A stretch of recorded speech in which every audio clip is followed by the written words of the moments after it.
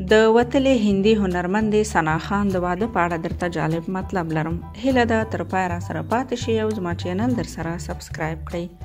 د بالیووډ پخوانۍ اداکاره ثنا خان چې تېره میاشت د اسلام په خاطر فلمي نړۍ پرېښوده، په ټولنیزو رسنیو کې د خپل واده عکس خپور کړی دی او لیکلی دی چې موږ د الله د رضا لپاره له یو بل سره واده کړی دی.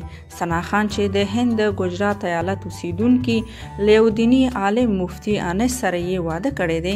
په انسټاګرام کې یې د خپل واده یو عکس خپور کړی چې د واده سره کالي یې اغوستي دي او خاوند یې بیا په سپینو کالیو کې دی.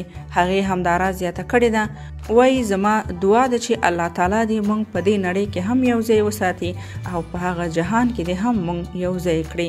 د یادولو وړ ده چې د بالیووډ فلمونو پخوانۍ اداکارې ثنا خان تېره ورځ د ګجرات اوسیدونکي دیني عالم مفتي انس سره واده کړی و چې په ټولنیزو رسنیو کې د واده عکسونه او ویډیوګانې لاس په لاس کېدلې.